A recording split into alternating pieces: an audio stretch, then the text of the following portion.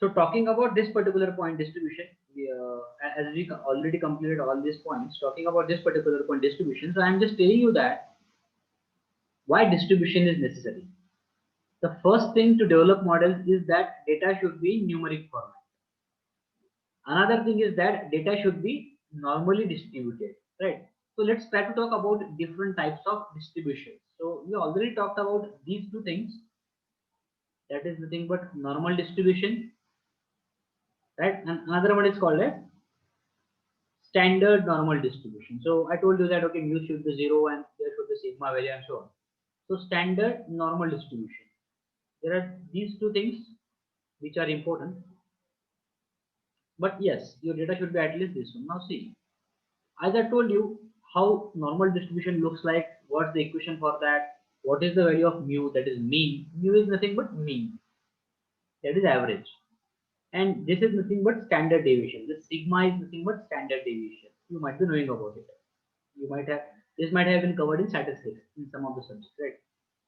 So these are the basic requirements for developing any model, and that is the need why you should actually care about this particular point distributions.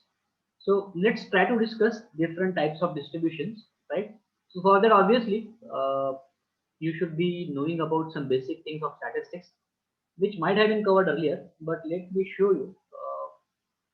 So this is the file where I have mentioned some basic concepts related to statistics, starting from what is statistics. Now, as you people are from the statistics background itself, you might be already aware about all these things, right? But let me go through this and let's try to discuss about the different types of distributions which are available with regard to this particular point. As we have one point to discuss, that is distribution, that's why I'm going to discuss all these things. So I will just try to take you through all these things, right? So statistics is the science of conducting studies to collect, organize, summarize and analyze and draw conclusion out of data. So you know what is the use of statistics. Statistics is everywhere. You talk about any domain, statistics is there. It's not like that you can do everything with the help of only programming, right? No, it's not possible. You are going to need statistics. This is very, very important thing. So you might be aware about all these things, that statistics is used to collect, organize, summarize and analyze and draw a conclusion out of data. So we can say that in analytics, in data science, machine learning, deep learning even, you are going to need statistics. Everywhere you are going to need it, right? Without that, so statistics is very, very important part, which is everywhere. And actually it deals with collective informative data, interpreting those data and drawing conclusions from that data. So we already seen what is data, what is information, and it is used in many disciplines like marketing, business, healthcare, telecom, security and surveillance and so on. There is no end to that. So statistics is everywhere. Now there are different types of statistics. Again, you might be aware about like descriptive and inferential. So descriptive statistics actually helps to organize and summarize data using numbers and graphs, right? And they look for patterns. So as we are studying the subject called as statistical data mining, finding out the pattern is what is this is what happens in case of data mining, right? Data mining helps you to find out the patterns. So along with statistics, what you can do is you can make use of something called as descriptive statistics to organize and summarize data using numbers and graphs. So whenever you talk about descriptive statistics, it is all about numbers and graphs, and the aim is to look out for patterns in the data set. So which are the measures of central tendency? So mean, median and mode, all these things come under descriptive statistics. The measure of variability like standard deviation, variance and range also come under descriptive statistics. Now again, here also you might be familiar with these things, and we have actually discussed range also, right? We have seen how to find out all these things with the help of R language. So central tendency, under central tendency, mean, median and mode, these three terms are there, and you know mean is average, median is the middle element and mode is the number of times a particular element is repeated. So central tendency, it is a single value which attempts to describe set of data, because see, mean describes set of data, median also does the same thing and mode also does the same thing. That is nothing but descriptive statistics, which is most of the times in terms of numbers and graphs. Now inferential statistics, later on we will see one example. So it is used to make an inference or draw conclusion from population, right? Population means complete data with the help of some samples. So we will be discussing about concept of sampling, as in your syllabus if you go and if you try to check, there is something called as sampling data. This particular concept is there. So I am trying to concentrate on this one, sampling. So what is sampling? Again, we will try to say sampling is nothing but a portion of the complete data. Population is complete data, right? So sample is part of the data. So inferential statistics is actually used to make an inference or draw conclusion from population, that is complete data, and sample data is used in this case, right? So we use some concepts related to probability to determine how confident we can be for that conclusion, right? So we call it as confidence interval and margin of error. Again, this again might be a familiar kind of a thing for you people. Now let's try to see a simple example and then move forward, just to understand descriptive and inferential statistics. So you can see, for example, our primary concern is to find out how many people like blue cars in the data set. Suppose we want to find out how many people like blue cars in the data set. So suppose in a city 1 lakh people are there. So this 1 lakh is a population, right? For our analysis, we have taken 100 people from data set. So this 100 is nothing but what? It's a sample, right? Now, out of that sample, that is 100, suppose 20 people like blue cars, that is 20% population like blue cars. So 20% is a descriptive statistic, right? Just try to understand what is descriptive statistic. And if you say 20 plus minus 2, that is 20% people with 2% of margin of error like blue cars. So in this case, we are 98% sure that this is correct. This is called inferential statistics. So that's the example which will clear difference between inferential and descriptive statistics. Now these terms you might be aware about: population, sample, variable data. So let me give a simple example. What is population and what is sample? So suppose I want to tell you that, okay, on Sunday you people are going to have class, right? We are going to have session on Sunday. Now, for example, in your class there are 100 students, right? So this is my population, for example, 100 students. So what I will have to do is I will have to go to each one of you and tell that, okay, there will be class on Sunday. So I will have to go to all 100 students and say that, okay, there will be a class on Sunday. But instead of that, I know that in your class of 100 students there are groups. There are 100 students, but there are groups, right?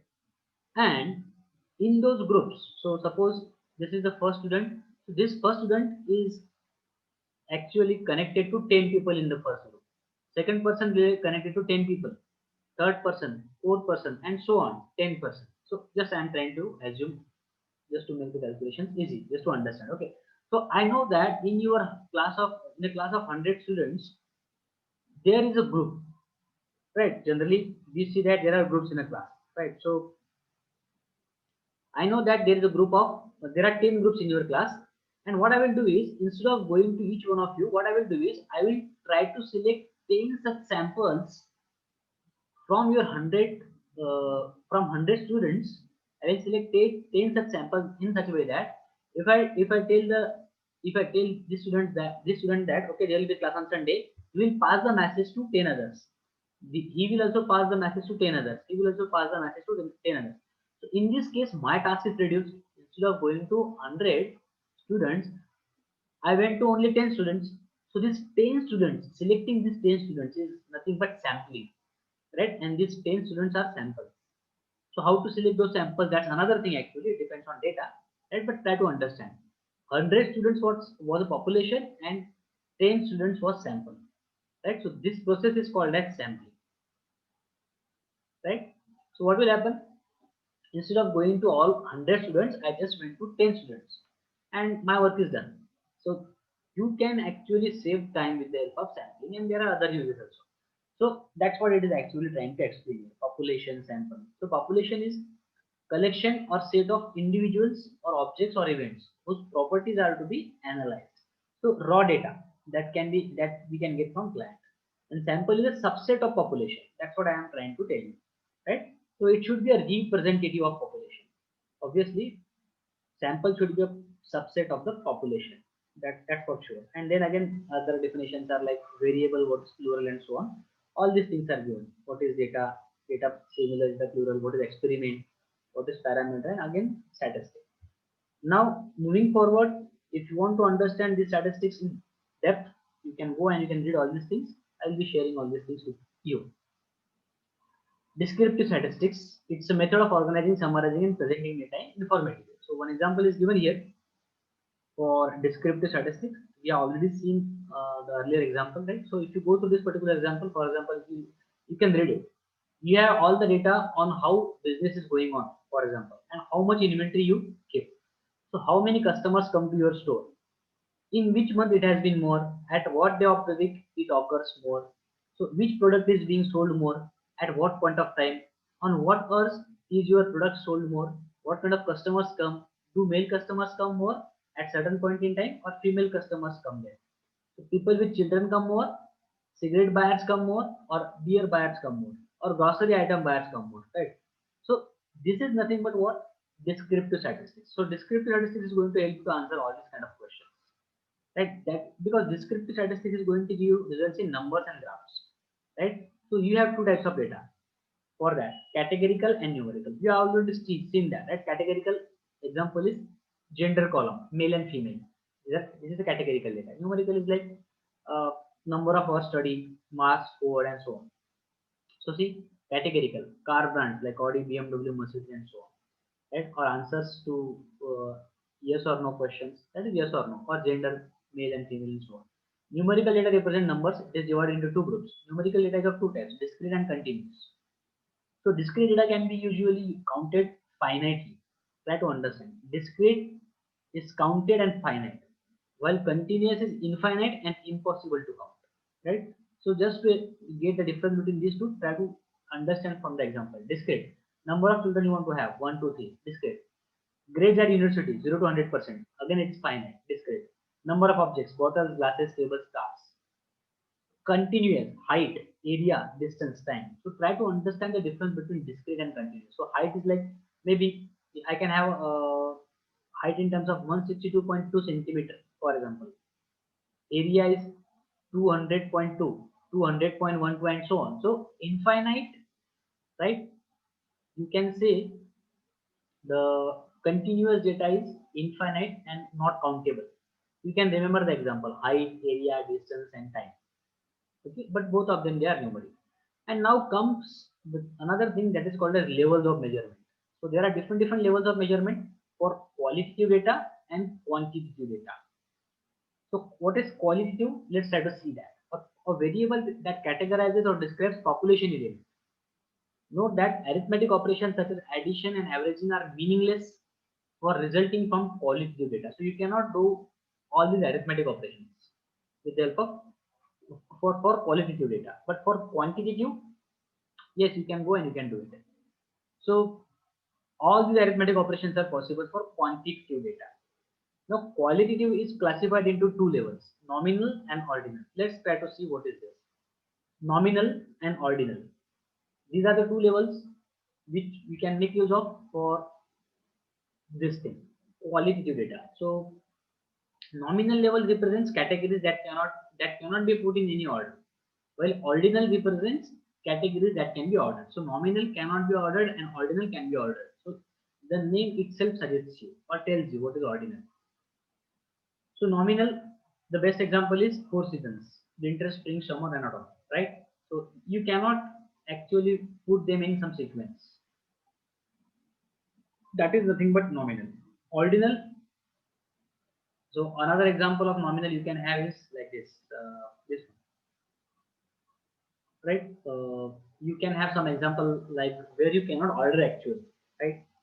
Ordinal is like you can go and you can order. So rating your meal. So whether it's disgusting, unappetizing, or neutral, or tasty, or delicious. So you can order them in some order, right? That is nothing but there are two levels for quality data. That is nothing but nominal and ordinal. Now talking about quantitative levels. So one is interval and another one is ratio. Both of them represent numbers. However, ratio have true zero while interval don't. Now what do you mean by this? For example, interval. So degree Celsius and Fahrenheit. Ratio is like degree Kelvin. These are the two examples for differentiating between. For ratio, you can take simple ratio, right? So these are some of the basic statistics which you need, right? And this you are already aware about: mean, mode, and median. Now I will directly move to the distribution part. I hope you are aware about all these things. How average is calculated like this, right? Mu is equal to 1 upon n, summation I equal to 1 to n x. So this is the formula to calculate the mean. There are different examples I have shown, right? This is shown here in this PDF file. What is mean, median, and mode, and I think I have already discussed that. Right, so you can refer this, and I have given some Python code also to calculate all those things or to understand all those things programmatically also. Right, we have seen this in R also. Measures of dispersion, we have seen this. Range, we have seen. Variance and standard deviation you might be aware about, but if you want I will go to that particular point also. For example, range. So what is range? Difference between smallest and largest observation in sample is called as range. Remember, okay, this thing is very important. We always try to do it for sample, not the population. But the problem with the range is that it is too sensitive for extreme values. This point is going to help us to understand outliers, right? So many of you might have experienced that, or you might be feeling that okay, we have already discussed all these things, but many times I have noticed that even the people are aware about all these things, but they do not know how to make use of that. That's why I'm just trying to go through all these things. So range is the difference between highest and the lowest value, right? So the minimum and maximum blood pressure are 113 and 170 respectively. So here the range is 57. 170 minus 113. It's easy to calculate and it is implemented for both best as well as worst case scenario. But this is the problem. So it is very sensitive to extreme values. Now let's try to talk about sample and population. So we have seen this. Population is nothing but the entire data, finite, infinite. So diagrammatically also all these things are shown. So how to calculate mean, mode, median, and variance and standard deviation for population and for sample, it is shown here.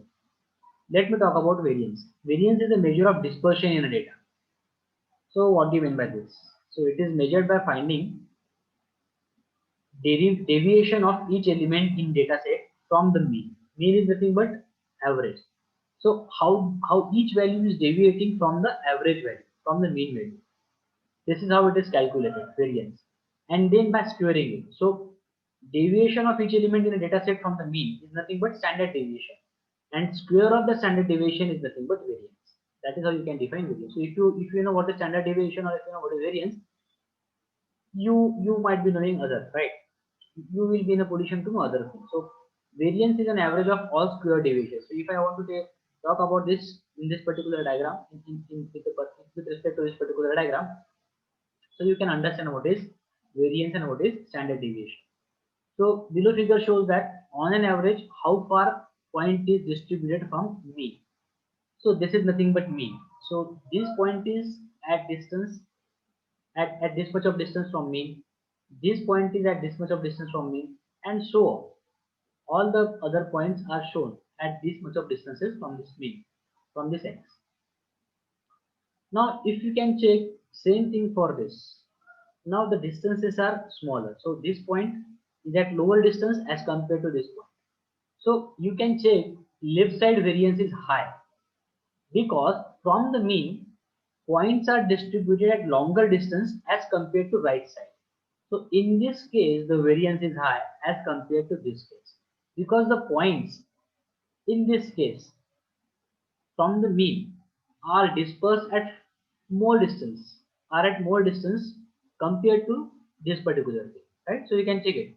The points are distributed at longer distance as compared to the right side, and that's why the variance in this case is more as compared to this case, right? So because in this case the distance is a bit smaller from the mean, and that's why the variance in left side figure is more as compared to right side figure. So we have different examples. I have shown you how to calculate the variance in case of with the help of some programming like Python. Those who are interested, they can go. You are going to need some package called as NumPy package, right? You can calculate the variance with the help of NumPy dot variance, and then this is nothing but list, It is exactly similar to the list in R. Right? Once you get the variance, what you can do is you can take the square root of that and you can calculate standard deviation. The sample variance S squared is the arithmetic mean of square deviations from the sample mean. So you can see this S square is nothing but variance is equal to summation I equal to 1 to an xi minus x bar whole square divided by n minus 1. Now what is this xi? Xi is a particular element. X bar is the average or the mean, and n is nothing but number of elements. So why this is n minus 1? Because this 1 is negligible as compared to n. This if this n is very big, you can just ignore this one. That's possible. Now after variance, now you can go and you can have definition of standard deviation. So standard deviation tells us about concentration of data around the mean of the data set. Try to understand. With the help of standard deviation, we come to know how the data is concentrated around mean of that particular data. Or standard deviation is the square root of the variance. So if you want to find out standard deviation, you just need to take the square root of the variance. That's it. You just need to take the square root of this particular term and you will get standard deviation, because standard deviation is nothing but square root of variance. This is the formula to calculate standard deviation. Under root of summation I equal to 1 to n xi minus x bar whole square divided by n minus 1. Right? Because of the formula. Now I hope you understood that. Again, to calculate standard deviation, this is the formula. Right? So these are basic things which you are going to need to make sure that your data is having your data is in norm, whether it is normally distributed or it is having standard normal distribution, right? So why I discussed that mean, median, mode, standard deviation, variance, because we wanted to discuss this distribution, types of distributions, right? And then comes normal distribution and standard normal distribution, and definition of normal distribution and standard normal distribution actually depends on all these things, right? So there are some facts about standard deviation. Let's try to go through these things also. So if standard deviation is small, try to understand. If standard deviation is small, data has little spread. That means your data is not spread. Your data is not that much distributed. Try to understand. As we are talking about distribution, so distribution depends on standard deviation. If the value of the standard deviation is small, that means the distribution of the data is small. The spread is very little. The majority of points fall very near to the mean, right? So if I want to tell you it in terms of some figure, so it must be like this, suppose. So this is mean, and all the other values are very near to mean. So if standard deviation is small, you are going to get something. If it is bigger, then you might be having something like this. In this case, the distribution is very high, right? So that's why I discussed about standard deviation, right? So in this case, standard deviation is high. In this case, standard deviation is low. If you compare both of them, so that's why distribution is uh, like this. The highly distributed data. It is not that much distributed, or spread is more, spread is less, or little spread in this case. Now, if the standard deviation is equal to 0, then there is no spread. That means it is a point. Try to understand. If the standard deviation is 0, that means the data is not at all distributed. Every point is nothing but pointing to the mean only. That means everything is a single point. This only happens when all data items are same value, right? In earlier case, it was like this or it was like this. But right now, so here it was mean, for example, here it was mean. But right now, if standard deviation itself is 0, that means every point is representing the same point. When all data points are pointing to the same value. Try to understand this. This is how you can make use of standard deviation, right? And try to understand this particular point also. Standard deviation is significantly affected by outliers and skewed distribution. See, generally what I do is I try to discuss all these things in much detail, but as I'm hoping that you people might be aware about all these things. That's why I'm just trying to just reading all these things and telling you one example. Okay, so as you are aware about, you might be aware about statistics part already. But yes, try to understand that these things are really very important, because even if you know coding and if you do not know this, it does not make any sense. So standard deviation is significantly affected by outliers and skewed distribution. This is what we are going to discuss: outliers and what we mean by skewed distribution. We'll try to talk about these 2 points also. So it is saying that standard deviation is affected by these two things. Let's try to see what is skew distribution and what you mean by outlier later on. Okay. So this again the same formula for standard deviation. This is the formula of standard deviation. See, sample versus population. This is how you can calculate the mean average, right? Or this is the how you can calculate mean or the average for population. See, sorry, this is the mean or the average for population, and this is the mean or the average for sample. We already discussed. Population is the complete data, and sample is the part of the data. Again, the formula remains the same. Now let's try to discuss this particular diagram here. There's one diagram I think I have given. Yeah. Before that, now I hope you understand this thing also. The variance for population and sample is, so we already seen this particular formula, but this is the formula for population for calculating the variance for population, and this is the formula for calculating the variance for sample. There is one diagram also I have given here. Let's try to discuss that. Okay, and this all these things I have just tried to put all these things in tabular format, size, mean, and variance, and now say this one. So as we want to discuss distribution, so whenever I say normal distribution, that means that the data is symmetrically distributed. And if I say asymmetrical distribution, that means there is some skewness in data. So now you can check symmetrical distribution. So whenever you have a bell-shaped curve like this is called as symmetrical distribution. Now what do you mean by this? That means mode, median, and mean are actually pointing to the same point, right?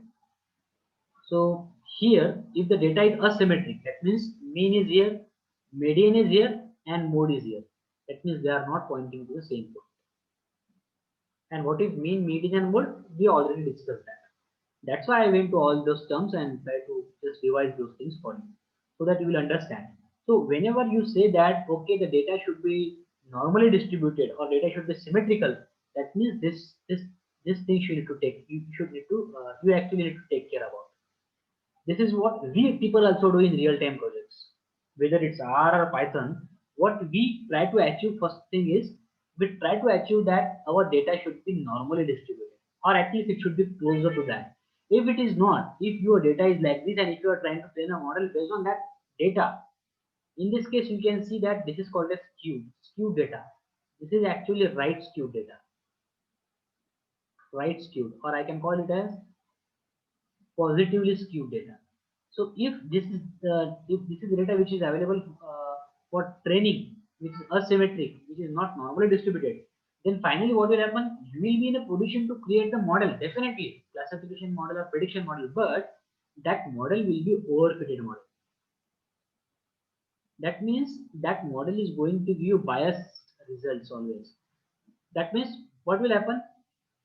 When you will try to train, when you will try to get the results for training data which your model has already seen, in that case your accuracy might be very high, it might be 95%. But in real time, if you go and if you try to test the same model with real time data, your accuracy might decrease, it might be 75 or 70. So while training, accuracy is good, but while testing real time data, accuracy is bad or lower. This type of a model is called as overfitted model, and we do not want overfitted model, right? We want good models, and that's why it's really very necessary to make sure that your data should be normally distributed, or it should be symmetrical, or it should be in bell-shaped curve, right? That's why that distribution term is very, very important.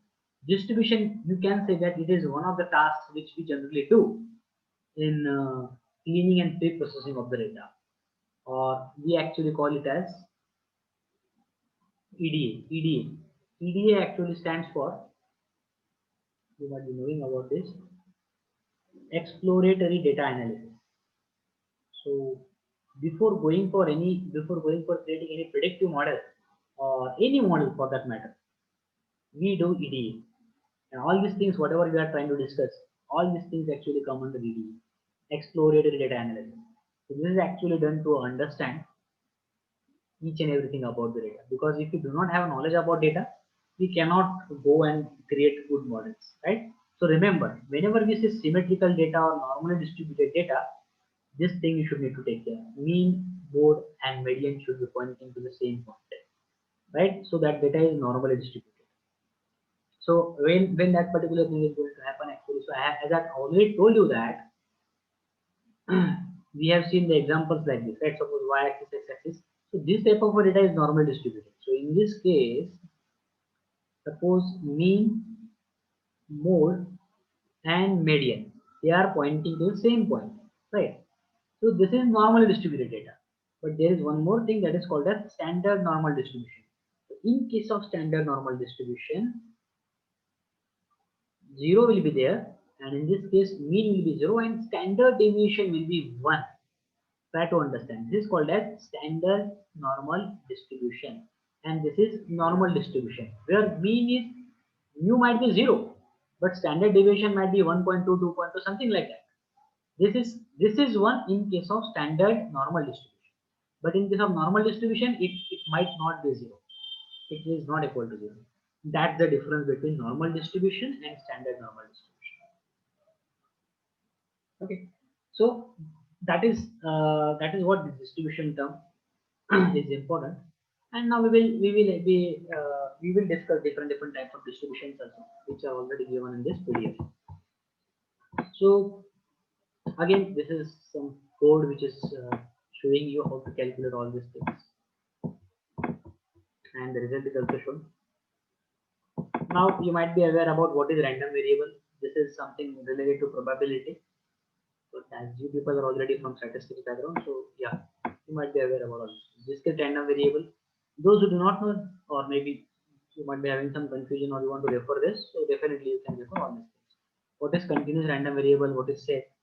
All these things I have given here. What is ordinal? What is cardinality and all those things? What is set and all those things? Now see this particular diagram. Skewness.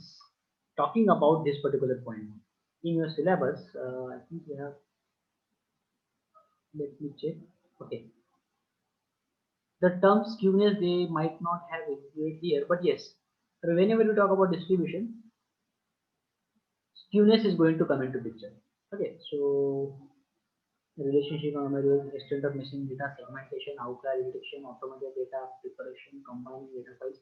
Okay, even though they did not mention skew property, but yeah, try to understand this because as distribution is there, the skewness is going to be there. So skewness is actually defined as a measure of data set symmetry. It's a measure of data set symmetry. Perfectly symmetrical data set will have zero skewness.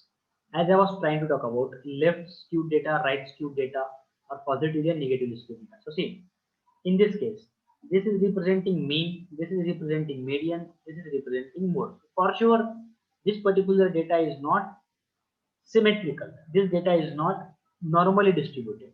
That means this data is skewed and this data is skewed to left. So there is some skewness here on left side, or I can call it as negatively skewed data, left skewed or negatively skewed, right? The mean and median are to the left of mode. Try to understand. Mean and median are to the left of mode. That is nothing but left skewed data. Now try to talk about this one, right skewed data. In this case also, mean, median, and mode are not going to point out to the same point. So in this case, mean and median are to the right of the mode. So see, in this case, mean and median were to the left of the mode. In this case, mean and median are to the right of the mode. So it is called as right skewed data or positively skewed data. And here comes mean equal to mode equal to median, and that is nothing but symmetric data, or we always get a bell shaped curve, right? You might have studied about bell shaped curve. So many times you will find out that for standard normal distribution, there is another name by within for standard normal distribution. Actually, it is actually also called as Gaussian distribution, just because of the name of that person. It is also called as Gaussian distribution. So see, this is asymmetric, this is asymmetric, this is symmetric. In case of symmetric, this one you need to remember. So what happens is this is called as zero skewness. Mean, median, and mode are same, right? So we should always get bell-shaped curve. So whether it's a predictive model, classification model, your data should be symmetrically distributed or normally distributed. Again, there are different points along with standard deviation. So again, if you want to go and if you want to understand skewness with all its definition and formula, you can understand this. This is a very good example I have given here to make some sense out of all these things. So yeah, you can go and you can refer all these things. There is a problem numerical also I actually solved. So those who are interested, definitely they can refer it. Okay, so here let me go and try to show you. See. Now related to probability, there are different functions which are there. So whenever we talk about distribution, so yes, probability is going to come into picture. So we have different distribution functions available. For example, probability density function we have, and these are the types of distributions. Types of probability distribution. So normal distribution we have seen is something called as Bernoulli distribution, binomial, uniform, student distribution, and Poisson distribution. Right. So now there comes some concepts related to probability here. What is expected value? What is probability? What is condition probability? And so on. Right, so I'm not going to go into the details of all these things because there's only one point we need to discuss, that is distribution, and that's what I just tried to give you an introduction. If you people are interested, you can go here and you can find, you can go and you can actually read all these things. I will be providing these notes. But still, if you want me to discuss, you can let me. You can actually let me know about it, no problem. But I am hoping that as you are from statistics background, so you are aware about all these things, right? So I will just try to show you what are the things which are included in all these notes. So types of distributions are included here, and some numericals have shown you how to solve. Obviously, uh, concept of probability you are going to need here, and mainly the concept of conditional probability you are going to need here. Okay, so you can see the numericals are also solved here, along with some Python code also I have shown. Now in this case, see, as you can you already have idea about visualization, so you can even go and you can plot this types of graphs. I have given the code in case of Python language, but yeah, you can do the same thing in R also. See, normal distribution or Gaussian distribution. So how it looks like, what is it? It is shown here. As I told you, same thing is mentioned here. Right? Sigma, what should be the value of sigma? And all these things which we have discussed actually. So how to make use of standard deviation. So if, for example, the zero you are trying to take it as mean, so how far are the values from the mean? So if you can see, just to tell you, plus minus 3 alpha, plus minus 2 alpha, plus minus alpha. So all these things. So what is the percentage that a particular value is going to fall within the belts within this curve, right? So depending on the distance from this mean value, right, or depending on the deviation from this mean value, you can even have an idea about whether the value is going to be inside the normal distribution or not. So there is one diagram at the end I have shown here, which is actually going to summarize everything. Let me just try to show you that.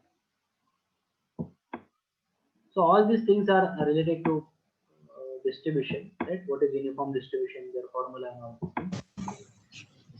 So let me show you one table here, one diagram here actually, which will help you to summarize everything. Okay, this is nothing but what is population, what is sample. I think it's another PDF.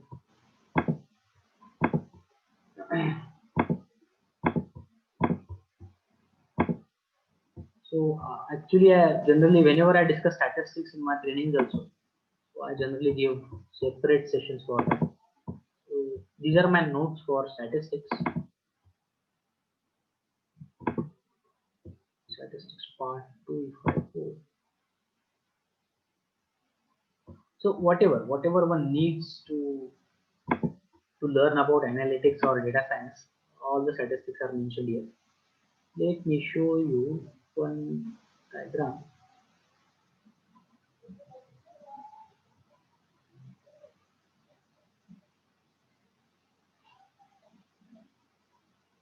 Yeah, this one.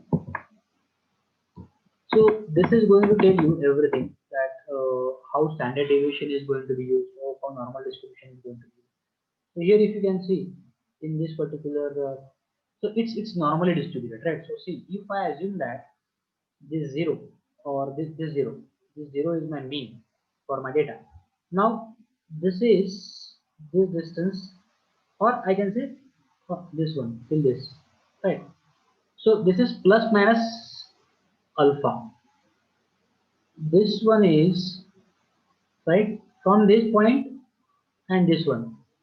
So you can say this is plus minus 2 alpha. So it means that the values which are going to come within this range, within this range, this dotted lines if you are able to see, the values, the data points, whatever the data points which are going to come within this range. So you are 95% sure about those values. And how you calculated this range? This range is calculated with the help of standard deviation. So whatever the value which is going to come within this range, if this is the point, this is the point, and so on. Let me just show you.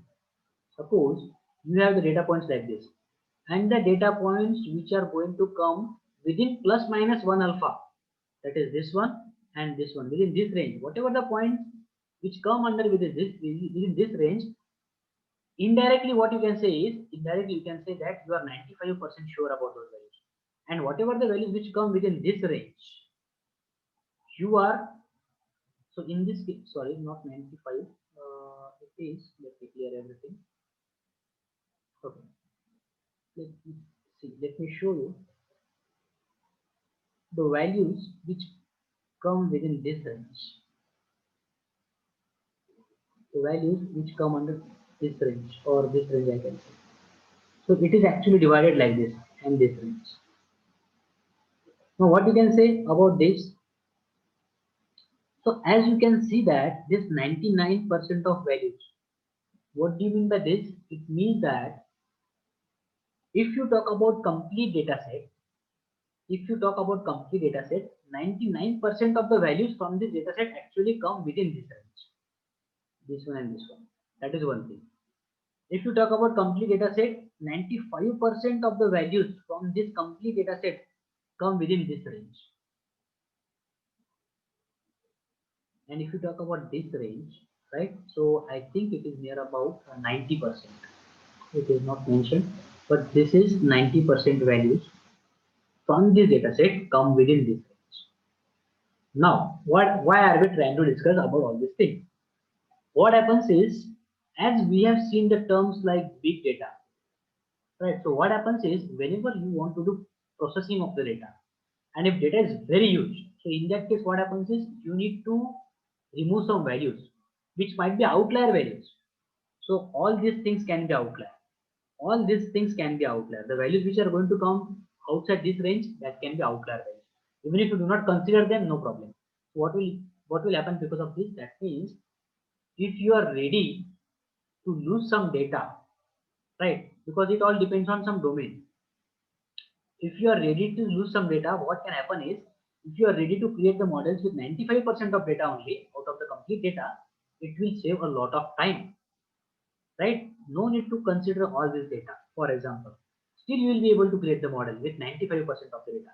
So if you are able to create the models with the 95% of data, why not to create that? You can go and you can create if it is giving you good results. If it is not, go and consider more data. But obviously, if you consider more data, it will require more time. So it all depends on domain. So if a particular domain is a healthcare domain and you are trying to create a predictive model in that case, and you are trying to create a model which is detecting whether the patient is affected by COVID-19 or not, for example, in that case we cannot lose any data, because it's very what you can say, this is a very critical domain, right? Healthcare domain is a very critical domain. If some person is not affected by COVID-19 and your model is saying that he is affected by COVID-19, that's not good. And other way also is not good. If some person is affected by COVID-19 and your model is saying that he is not, again that's not good. So we cannot take a chance in this kind of a domain. So in this case, what you can do is you should go for 99% of the data or maybe 100% of the data, right? But there are some domains, for example, if you are trying to predict what will be the market share, so yes, in that case you can go with this kind of data. That will not affect that much, maybe. So why not to go with this? So this is one use of standard deviation, right? So this figure actually tells you everything. So you can check this particular thing, standard deviation from the mean, this cumulative percentage, and there is something called a Z score. It is not there. Might be you might have studied Z scores also, but I am not going to discuss those things here, right? So this is why distribution is really very important term to consider here whenever we talk about data mining, even, or maybe whenever we talk about data analytics. Okay, and summary we already talked about. Summary and statistics we talked about. Okay. So that's the thing I wanted to show you with regards to distribution. Okay. So again, if you want to go into detail and if you want to discuss all these things, you can refer my notes. You can refer all these things. Okay. Now moving forward, let me show you. Yeah. So that was distribution and summary. Now relationship among variables. Now try to understand. I will try to explain all these things in simple terms or maybe with real-time examples. So variables. Whenever we say variables, so as we are talking about data mining, that means as we are talking about data or data sets, so always make it a point that whenever I say variables, so these are going to be the variables. These columns are going to be the variables. Suppose just consider that we have a data in rows and columns. So this column, this one variable, second variable, third variable, fourth variable, and so on. And we are talking about relationship between the variables. So relationship among variables. Now what happens? Why are we discussing this particular point? Why relationship among variables is very important. Now suppose you want to create a model which is going to help you to predict maybe the marks scored by student, or maybe okay, I will take the same example. Marks scored by student depending on his scores in previous exams, exam 1, exam 2, exam 3. Okay, depending on the scores he or she has scored in marks he or she has scored in exam 1, exam 2, exam 3, exam 4, and so on. So student 1, student 2, student 3, and so on. Suppose he has got 60% mark, here 70% mark, here 75% mark, 80% mark, 85% mark, 82% mark. So how many marks he is going to score in final exam? This is the model you want to create now. Now what will happen in this case? In this case, this is going to be the target column, and these are going to be variables or features. Okay. So here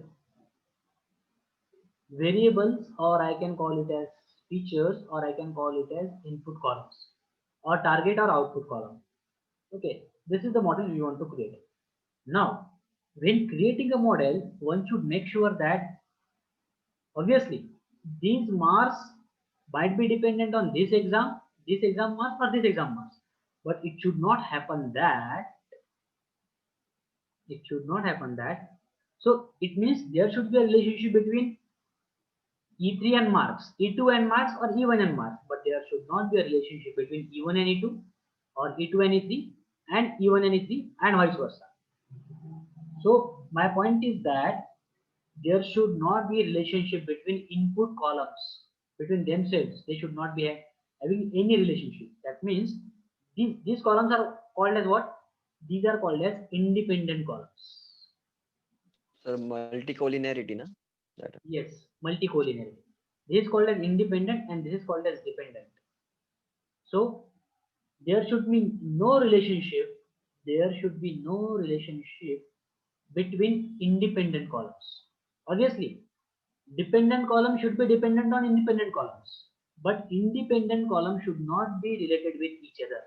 That's why we are talking about this, and that is called as multicollinearity. And why it's necessary to remove multicollinearity? Because if there is a multicollinearity in your data, and if you try to create a model with that type of a data, what will happen? Your model will be overfitted model. And just now we have seen what we mean by overfitted model. Overfitted model is the model which will give good results at the time of training, but at the time of testing it will give very bad results. That is called as overfitted model, and we do not want overfitted model. And that's why it is very necessary to check the relationship among variables. So in R and Python there are different ways to detect whether the independent columns are correlated with each other or not. So specifically talking about Python, in Python we have something called as VIF score. So we try to check VIF score for each and every column. So VIF actually stands for variance inflation factor. So again, there is a package in Python with the help of which you can directly calculate VIF. So VIF stands for variance inflation factor. If the value of VIF for a particular column is greater than 5, that means that column is correlated with another column. Just take an example. For example, I have a column to predict. So I have a problem statement to solve. We want to create a model with the help of which you are going to predict the salary of an employee. Now, salary depends on, suppose, maybe experience of that employee, okay, for how many years he or she is working. Maybe it depends on the age of the employee, right? Right. So we have these columns. So, and here the employee name itself, employee name. So we have different observations, different rows. So in this case, this is our target, this is our output, and all these columns are our inputs or independent columns or features or variables. So employee 1, employee 2, and so on. Now what will happen in this case is, you can check. Salary depends on experience, yes. Salary depends on age also, yes. But you need to check, are these two related with each other? So yes, in this case, these two are related with each other. How? For example, see, you can calculate current age of the person or age of the person by adding some constant to the total experience. How? So suppose age is equal to, suppose you have one more thing called as date of joining of that person, right? So if the total experience is maybe uh, 10 years, right? And what was the age of that person at the time of data at the time of joining? What was the age of that person? What was the age of that person at the time of joining? Suppose the age of that person was 25. That means his current age will be what? His current age will be 35. That means you can derive experience or you can derive age with the help of experience by adding some constant value. That means these two columns are related with each other. These two variables are related with each other. That means there is multicollinearity, and that's what we do not want, right? So we check multicollinearity like this. And how to remove multicollinearity? Again, there are different ways to remove relationships or multicollinearity between independent variables. For example, what one could have done is, instead of having these two columns separately, because they are actually depicting the same information, so instead of having these two columns separately, what we can do is, we can create a third column or combine these two columns. Uh, instead of having these two columns, just create one more column and remove these two. So maybe I can have a column called as seniority level. So with the help of this and this, what I will do is, what one can do is, we can create a seniority level on the scale of 1 to 10. So maybe seniority level is 5, 6, 8, and so on. So instead of having these two columns, later on what you can have is, you can have only one column, that is seniority level. And that is how you can remove the multicollinearity or the relationship between independent variables. so that your model will not be overfitted model, right? That's why one should take care about the relationship among variables. So variables are nothing but what? Columns. Try to understand that. Okay. Moving to the next point. Extent of missing data. Okay, Disha is asking, can we have 5 to 10 minute quick break in between 2 hour lectures? No problem, Disha. If you people are ready, I am also ready. No problem. So yes, all of you. Is it okay if you have a break? Just let me know. Yes, no. We can have 10 minutes of break and Yes, then. sir. Okay, then we will continue at now. It's 11:07, right? So we will continue after 10 minutes. That means after 11:20 we will continue. No problem. Okay. We will Okay, take sir. 10 minutes.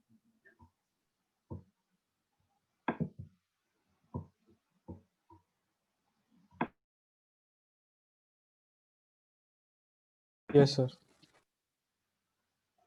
Okay, so so we were just trying to discuss about that equation of state line, and it is y is equal to mx plus c.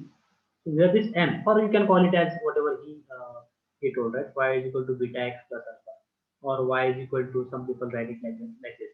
Y is equal to So, 0 plus beta 1x, something like this. There are different ways to write it down.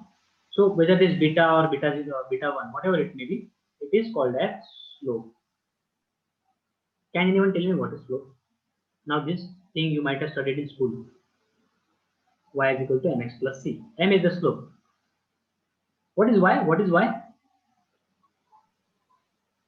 What is Dependent variable. sir, a dependent variable. what is c? Constant. Constant. Constant or Intercept. intercept. Which intercept? The intercept on Which x-axis intercept? or y-axis. The intercept on y-axis. Y intercept. Right? So it is y intercept. Try to understand. It is y intercept, right, Prashant?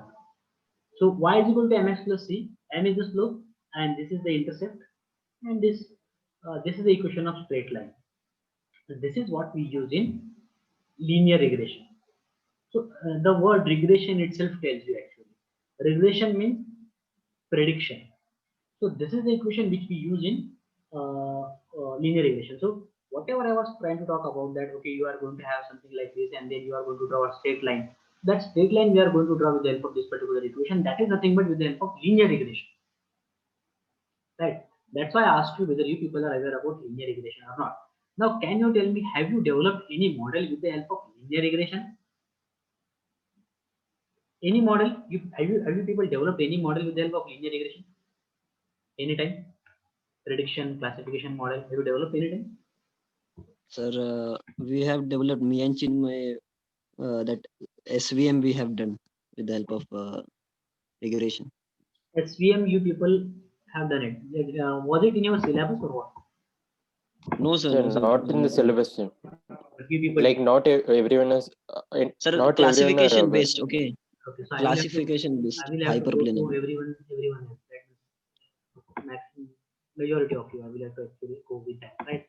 So I hope that you people did it, haven't done it, right? I'm just trying to assume that, so that I will try to explain the things from the basic.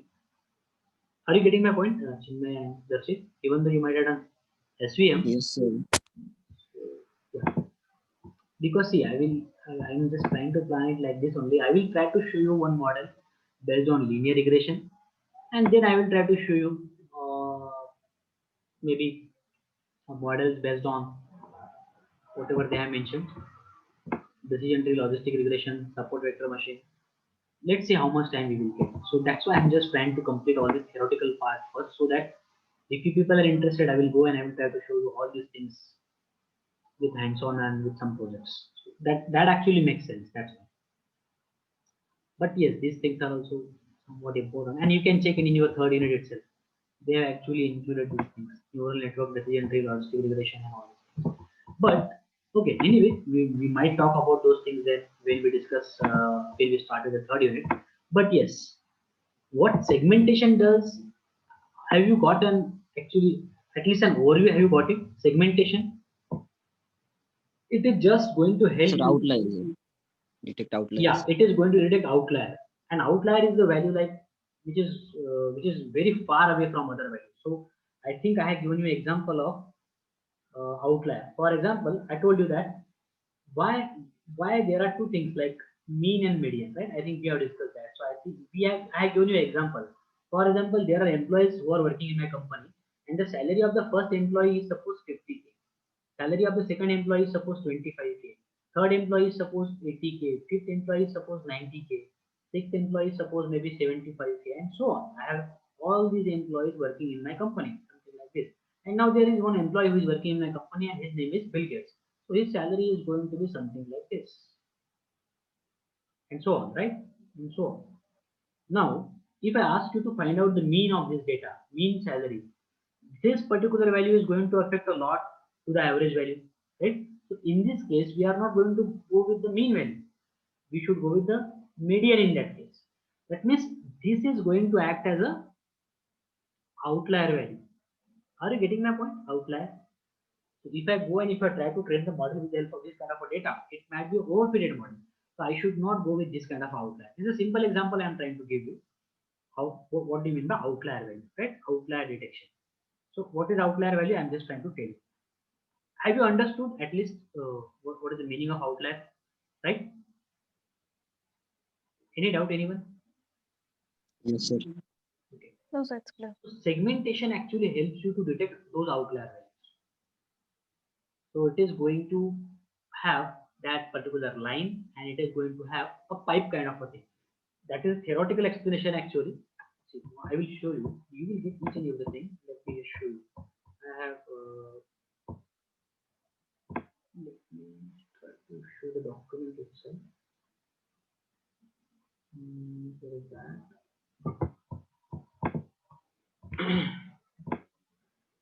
See, as we are talking about support vector machine, I'll show you.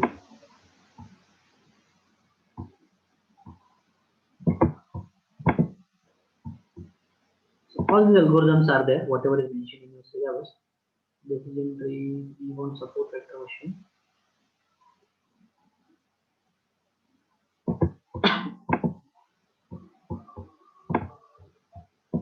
So, yeah. Now these are my notes actually for all those algorithms, whatever is mentioned in your syllabus in third unit actually. Most of those things are here, whether it's linear regression, logistic regression, neural network, whatever it is. Now see, so this support vector machine, I actually explain each and everything from the start. So I will explain you this thing when we start.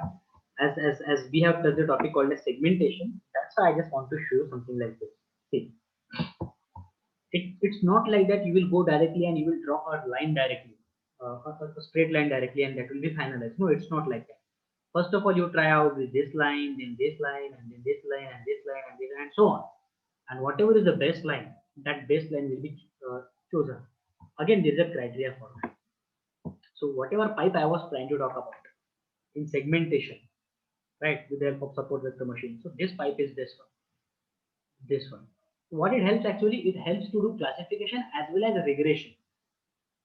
So how we are going to decide about this distance, how we are going to decide about this distance, right? So it is called as maximum margin, and this point from this class and this point from this class are chosen, and they are called as support vectors.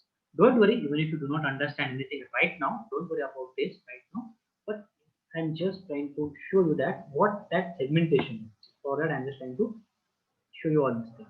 So segmentation actually helps you to divide your data in this way. See, you can check blue and red, even if they are not in the proper shape, but yes, segmentation, support vector machine is going to help you to achieve that, to divide that data into different classes. So classification can be done with the help of segmentation. And let me, okay, final model will be see later on. So this particular thing you can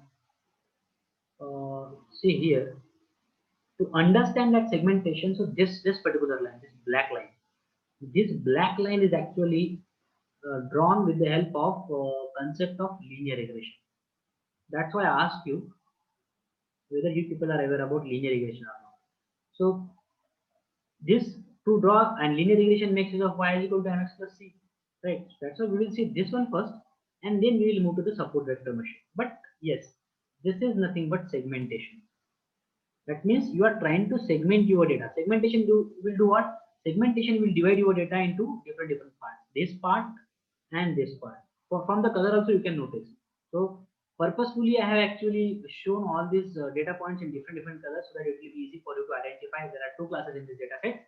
But yes, this is what segmentation is going to help you for classification as well as regression. Okay, suppose if new point comes, suppose the new point is somewhere here. Now that new point is nearer to this point, which is from class 1.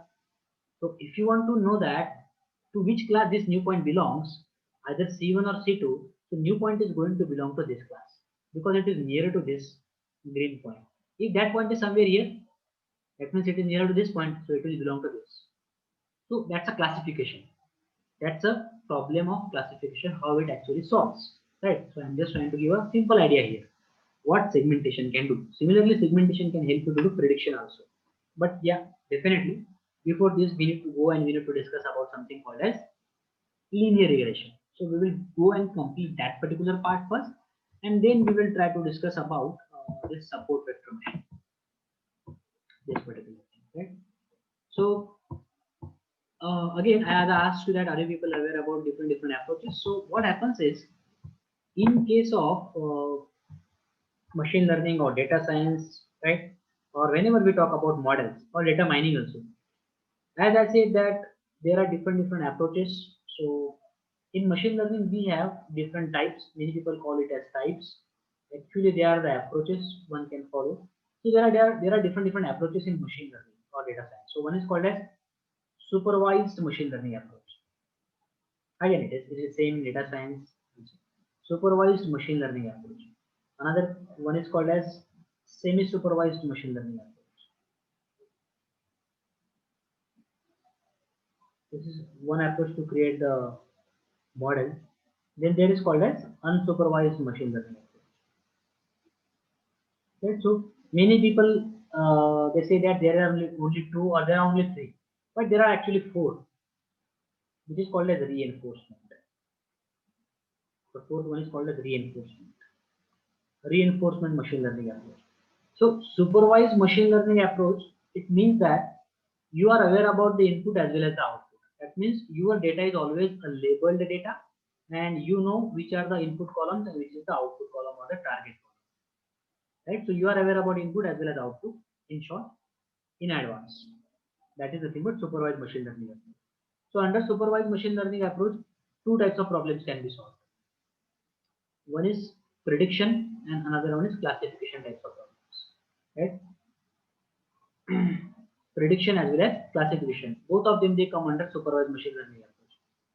What is unsupervised machine learning approach? Unsupervised machine learning approach means you are not aware about the input as well as the output in advance, and your data is not labeled data. That means there will be no columns. So which type of problems can be solved with the help of unsupervised learning approach? Clustering types of problems, where you need to divide your data into different clusters, different groups, right? So unsupervised machine learning approach is used to solve clustering problems. And semi-supervised machine learning means what? It means for some observations you are aware about the input, and for some observations you are not aware about the input. That means supervised learning plus unsupervised learning is going to be semi-supervised learning. And this is what we use generally in real-time projects. So that's why actually in many books you will not even see that people talking about semi-supervised learning approach, because it's a combination of these two, supervised plus unsupervised, where you might be aware about some levels and some levels you might not be aware of. It's semi-supervised, or it's like unsupervised learning and then supervised. And then there comes fourth type of machine learning approach, and that is called as reinforcement. The best example of reinforcement machine learning approach is robotics, right? Or maybe you can take another example like driverless cars. So you know, right? So in case of reinforcement, it is also called as feedback based learning. It is called as feedback based learning, or it's also called as reward based learning. Feedback based or reward based learning.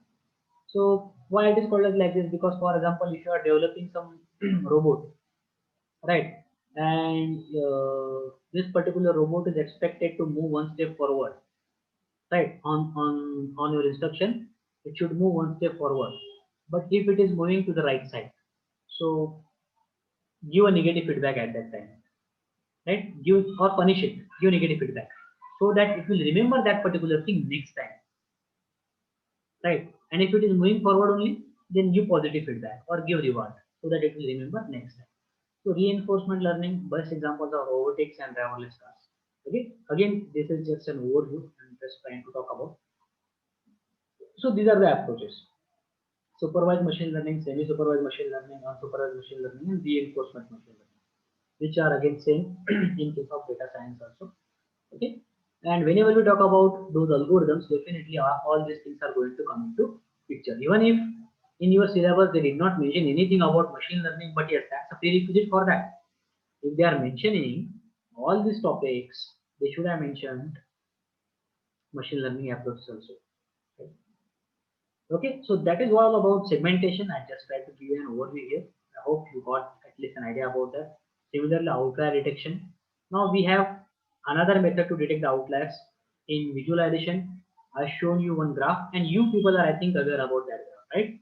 So, what was that plot which helps you to Box detect plot. outliers? Box And plot. whisker plot, right? So it is called as box and whisker plot, or many people call it as box plot. So it looks something like this.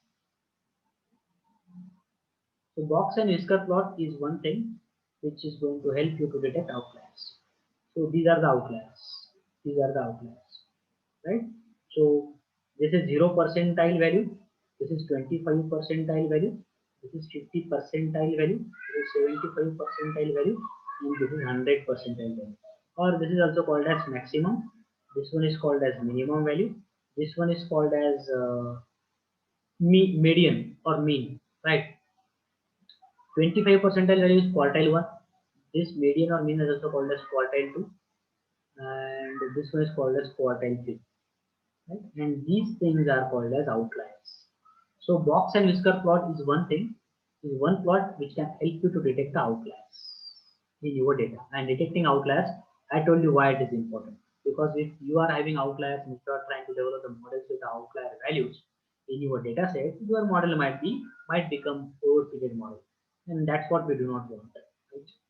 So that's why one should go and one should try to make use of all the methods to detect outlier values, right? Or do outlier detection in your data. So again, that is also a part of EDA, exploratory data analysis. Okay, so that is the outlier detection. Now this one, automated data preparation. Now see, what happens is data preparation is the thing which we have been talking about till now. So whatever the point we discuss, all those things are data preparation, right? Missing values you need to remove, you need to input missing values, you need to do transformations, add extra columns, remove some columns, right? And try to see the distribution of your data, try to get it as symmetrical as possible, and so on. Now all these things can be automated. So for automating all those things, what you need to do is you need to write down a custom code. You need to write down your own code for that, because those steps are again going to remain same. So starting from data fetching till data cleaning or till data preparation, complete process of data preparation, you can go and you can automate that. So there are different tools, there are different techniques which can help you to automate the complete process of data preparation, or EDA I can say. Because what will happen in that case? Because we know that, see, before starting any project, what happens is, suppose, let me give you an example. Suppose in company, in any IT company or any other organization, when client approaches for some project, so client actually have a communication with some higher authorities, like maybe some people like design engineers, or maybe design architectures I can say, or maybe managers and so on. So what happens is there is always a contract between both the parties. So in that contract only they decide that the data which is going to come from the client side, that data is going to have same columns. Even if it is not having same columns, we can go and we can have same columns by data preparation, right? So whenever you are going to develop the models, obviously data preparation should be done, and once data preparation is done, number of columns should always remain same. It should not vary, because if the number of columns, number of features are going to vary, model is going to vary, right? So there is a contract between both the parties. For example, client can provide you a contract or the rules for data preparation, maybe, or for data validation, maybe in the form of JSON file, which is a JavaScript object notation, which is a key and value pair kind of file. So it means, for example, they will tell you, okay, number of columns should be 30. The first column should be this, second column should be this. Name of the file should start with this particular letter. It should be uppercase, and so on. So all these kind of rules will be written in one document. That is a contract kind of a document, and that document only programmers will use to validate the data. So as you have all these rules which are given by the client, that means what? That means these rules are not going to change. As these rules are not going to change, that means the things which you are going to check for validation also not going to change.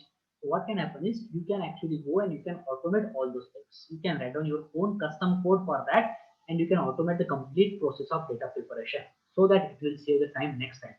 You don't have to repeat all these things again and again manually. Just write it down once and use it all the time till there is a major change in the project. That is what automated data preparation is. Okay. So otherwise, whatever we have seen till now, exactly same thing. It is just that we are just trying to automate it. So there are different tools available. Like you might have heard about something called as crontab. Crontab is available in Linux operating system or Unix operating system, with the help of which you can actually go and you can automate the things. For example, if you want to run a particular file at particular time on a particular day, you can do it with the help of crontab. Okay. Like this, there are different tools which are available, which can help you to automate the things. And automation is also one thing which actually many companies prefer in current scenario. Okay. So yes, data preparation steps can be automated if there is a proper contract between the client and your organization. Right? Definitely that can be automated. Okay. So that's all what I wanted to discuss today. Remaining point like combining data files, aggregating, and all these things we will discuss in the next class. I think we have it at 2 p.m. I will send the link in the group, and we will try to complete the remaining points today itself. Okay, so if anyone is having any question, you can ask. Otherwise, you just send your seat numbers, roll numbers in the chat box, and we will stop here. Yeah, if anyone is having any question, you can ask.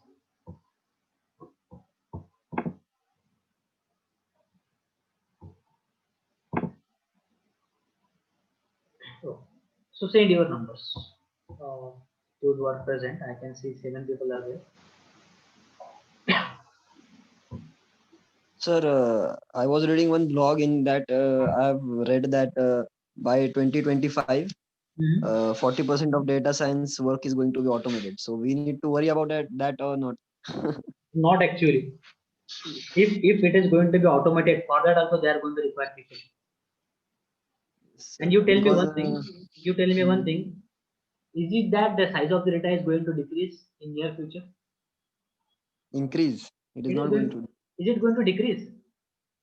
No, it is Obviously, going to increase. increase.